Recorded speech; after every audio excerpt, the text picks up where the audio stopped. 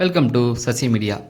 சரி, இன்றைக்கி நைட்டு என்னென்ன நடந்தது அப்படிங்கிறது தான் இந்த வீடியோவில் நான் உங்களுக்கு சொல்ல போகிறேன். நீங்கள் இன்னும் நம்ம சேனலை சப்ஸ்கிரைப் பண்ணால் சப்ஸ்கிரைப் பண்ணிட்டு இந்த வீடியோவை லைக் பண்ணிடுங்க. முதல்ல இந்த டாஸ்கெல்லாம் முடிஞ்சதுக்கு அப்புறமேட்டுக்கு அங்கே வழக்கம் போல் வம்புக்கு அங்கே உட்காந்து பேச ஆரம்பிக்கிறாங்க. பார்வதி, திவ்யா, சாண்ட்ரா, பிரஜன்லாம் உட்காந்துருக்காங்க. வாட்டர் மிலான் அங்கே வரல. அப்போ நாளைக்கு கேம் என்ன பண்ணலாம் அப்படின்னு சொல்லி இவங்க பிளான் பண்ணுறாங்க. 2 பேருமே 2 டீமில் இருக்காங்க. ஆல்ரெடி உள்ளுக்குள்ளே ஒரு பிரச்சனை போயிட்டுருக்குது. ஆனால் இவங்க அது என்ன பண்ணலாம் அப்படின்னு சொல்லி பேசிகிட்டு இருக்கும்போது அப்போ நான் எல்லாத்தையும் பார்த்துக்கிறேன் அப்படின்னு சொல்லி பார்வதி சொல்கிறாங்க. ஆனால் இன்னொரு விஷயத்த ஸ்ட்ராங்காக சொல்கிறாங்க. வாட்டர் மிலான் கொஞ்சம் அப்பப்போ இது பண்ணுறாரு. திவ்யா, நான் அவரை சொல்லி பார்த்துக்கிறேன், ஆனால் திவ்யா நீங்கள் கொஞ்சம் எனக்கு ஹெல்ப் பண்ணுங்க அப்படிங்கிற மாதிரி கேட்குறாங்க. அதுக்கு திவ்யா சொல்கிறாங்க, நான் என்ன ஹெல்ப் பண்ண முடியும் அப்படின்னு சொல்லி கேட்குறாங்க. திவ்யாவுக்கு புரியுது என்னன்னு. நீங்கள் சொன்னால் அவர் கேட்பார், உங்ககிட்ட கொஞ்சம் வலிஞ்சிக்கிட்டு இருக்கார் இல்லையா. அவர் சொல்கிறத கேட்டோன்னே அப்போ சாண்ட்ரா சொல்கிறாங்க, இல்லை அதை நீ பண்ணினா தான் திவார் நம்ம வழிக்கு ஃபுல்லாகவே இருப்பார் அப்படிங்கிற மாதிரி சொல்கிறாங்க. அதாவது சாண்ட்ரா என்ன பிளானில் வந்திருக்காங்கன்னு தெரியல.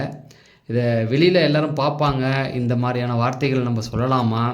திவாகர் ஒரு அப்பாவி மாதிரின்னு வச்சுக்கலாம், சொல்ல முடியாத அப்பாவியா இல்லையான்னு.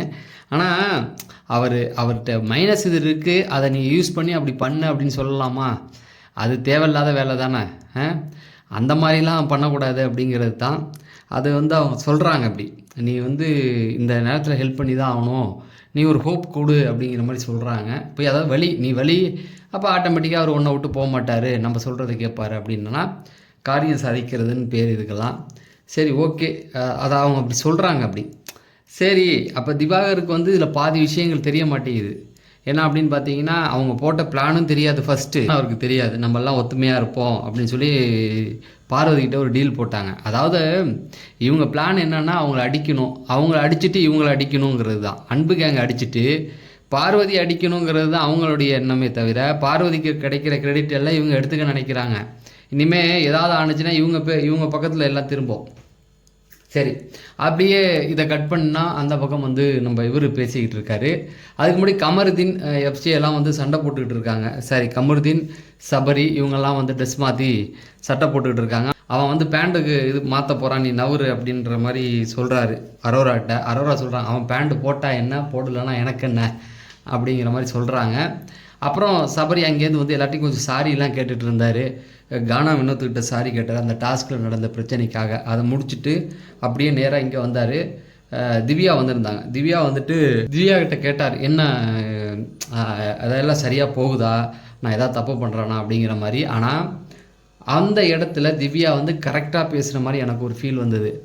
இங்கே யாரும் சொல்கிற பேச்சை கேட்க மாட்டுறாங்க, சிலரை நம்ம கத்தி சொன்னால் தான் கேட்குறாங்க. நான் அப்படி கத்தி சொன்னது தான் என்னை எல்லாருமே என்ன சொன்னாங்கன்னா, கத்தி பேசுகிறேன்னு சொன்னாங்க அப்படிங்கிற மாதிரி சொன்னாங்க.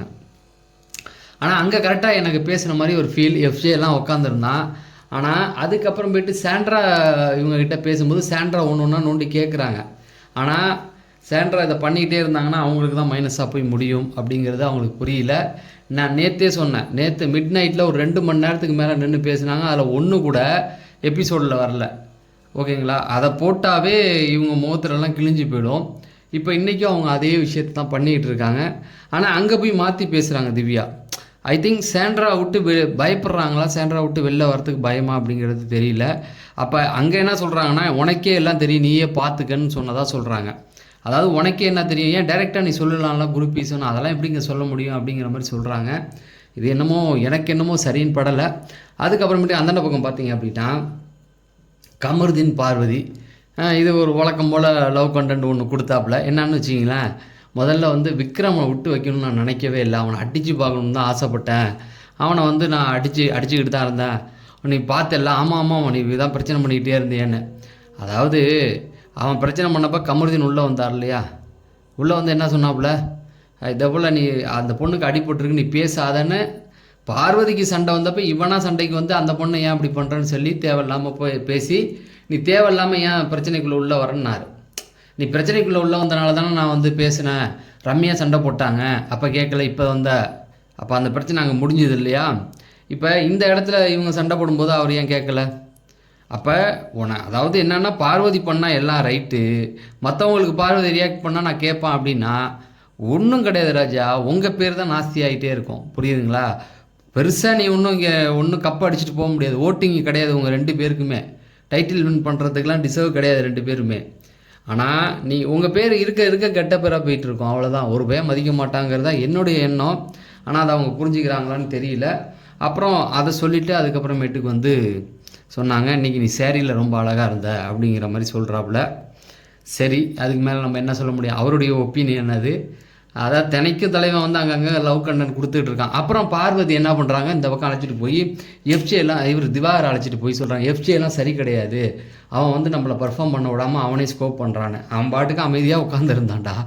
அவனை எபிசோடில் ஏதாவது ஒரு இடத்துக்கு வந்தானா, நீங்கள் ஏதாவது பார்த்தீங்களா நேற்று நைட்டு? ஒன்றுமே பண்ணல. அவன் மேலே போய் பழிய தூக்கி போட்டுக்கிட்டு இருக்கு இந்த பொண்ணு. அவன் வந்து உடனே ஆமாம் அந்த பீட் பாக்ஸ்லாம் வந்து அவன் பண்ணவே இல்லை, நான் சொன்னேன் அப்படின்னு. அதாவது கொஞ்சம் அளவுக்கு அந்த டாஸ்க்கை வந்து என்ன பண்ண முடியுமோ அவ்வளோதான் பண்ண முடியும். பெரிய ஓடி ஆடி சாதிக்கிறது இல்லை. இவங்களுக்கு நடிப்பு ஈஸியாக. அந்த பக்கம் வந்து பார்த்திங்கன்னா ஒரு மாதிரி சவுண்டு கொடுக்கறதுனால அவங்க தோத்துட்டு இருக்காங்க. இப்போ திவ்யாவுக்கு சீக்ரெட் டாஸ்க் இருக்கிற மாதிரி சொல்கிறாங்க. யார்? நம்ம கெமி வந்து கேமரா முன்னாடி பேசுகிறாங்க. அது எப்போன்னு எனக்கு தெரில. இப்போ லைவில் பேசுனாங்க. நானும் ஏன்னா 1 hour எபிசோடில் காட்டலையே, அப்போ பகலில் ஏதாவது லைவில் போட்டிருப்பாங்களான்னு தெரியல, இல்லை அது டாஸ்க்கு முடிஞ்சதை பற்றி பேசுகிறாங்களான்னு தெரியல.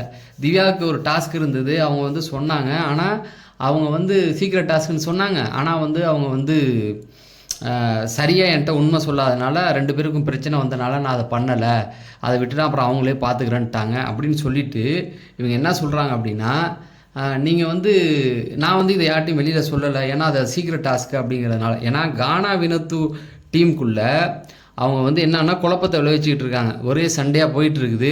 இப்போ சாண்ட்ரா, இவர் பிரஜன், சபரியெல்லாம் உட்காந்து பேசிக்கிட்டு இருக்காங்க, அதை எப்படி சரி செய்கிறது. விக்ரம் அதுக்கான விஷயத்தை வந்து கையில் எடுத்து பண்ணிக்கிட்டு இருக்காப்புல. ஓகேங்களா, நம்ம ஏதாவது பண்ணிடுவோம் அப்படின்னு.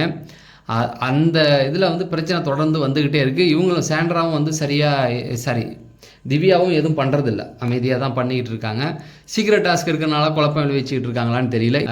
பார்வதியும் திவாகரும் சொல்கிறாங்க, எஃப்ஜே சபரிலாம் ஒன்றுமே பண்ணல, அவங்களுக்கு இந்த டீமில் போட்டது பிடிக்கலன்னு. அந்த பக்கம் சாண்ட்ரா மட்டும் என்ன பண்ணாங்கன்னு தெரியல, அவங்களும் அமைதியாக தான் உட்காந்துருந்தாங்க. இதெல்லாம் அவங்க பேசிக்கிட்டு இருக்காங்க லைவில்.